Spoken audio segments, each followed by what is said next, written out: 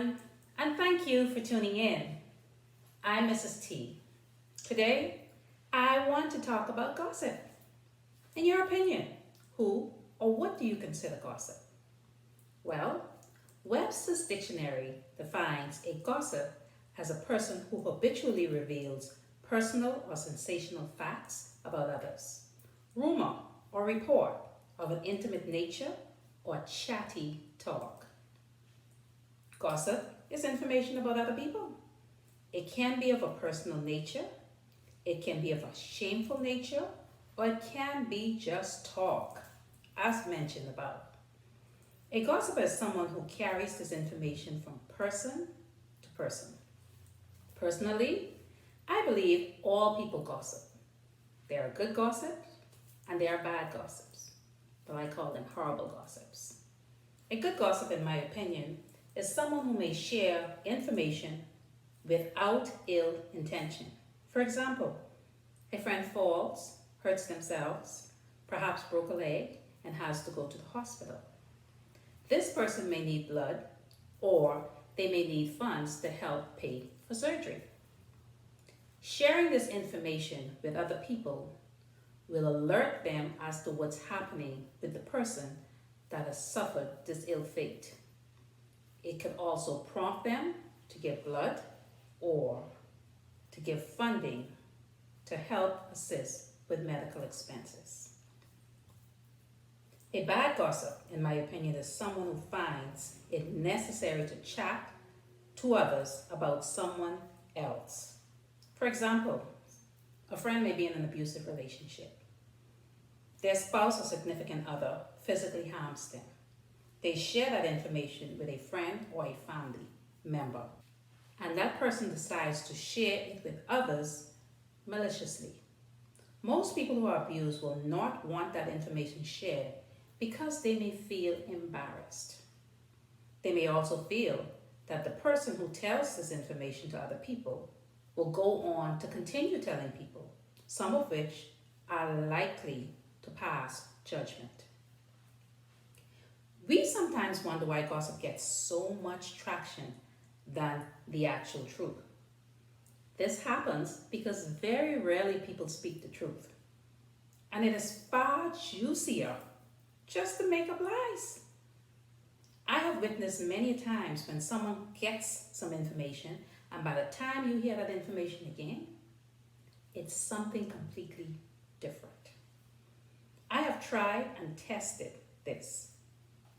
When I know that there's a gossip nearby, what I do, pull them aside, feed them some information, and see what they do with it. It is truly sad to watch. I have had a hard time understanding why people gossip so much. It is amazing to me how people would sit around and listen to gossip and believe the gossip, even in the sight of the truth. Do you know anyone like that? These people will never say, "I don't believe you," or "That's not true." They would do nothing. As a matter of fact, many of them would indulge the gossiper further. That tells me a lot about the person that sits and actually listens and does nothing. You have to ask yourself, why is gossip coming to that person? I've had people come to me and tell me gossip they've heard from a known gossiper, a person they say is a gossip. Even after I would have disputed the gossip, the deliverer would say, "Man, I believe that."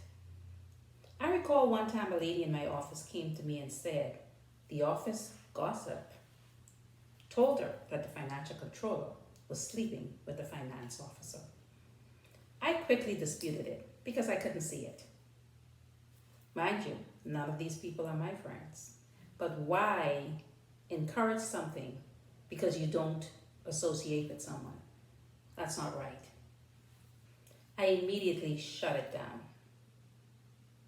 Further, I did not want this person thinking that they could come to me with gossip on a regular basis. It's garbage. It's nonsense. Also, If the carrier knew the person to be the office gossip, why was she entertaining it?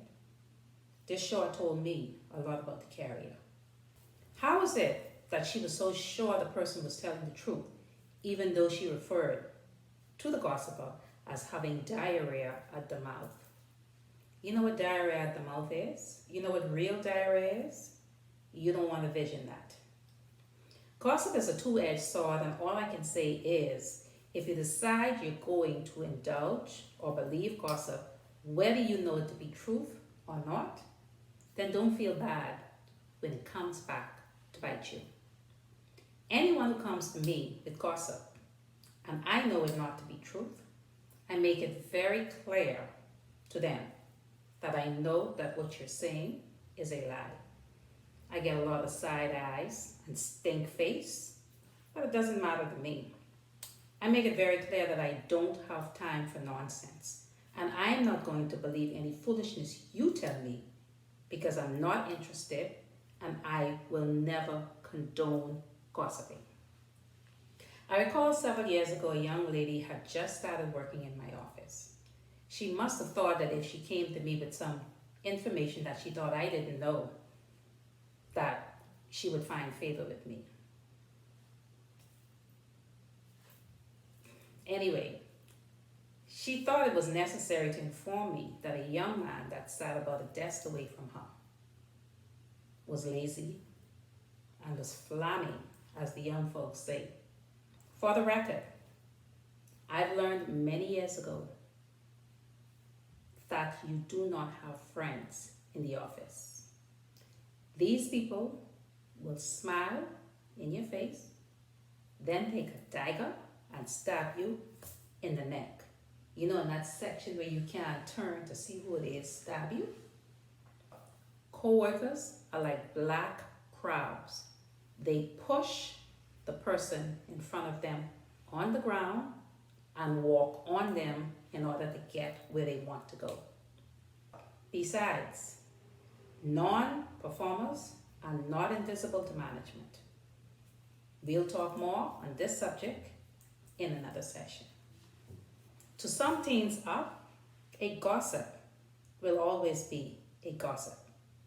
If they bring news, they will carry news.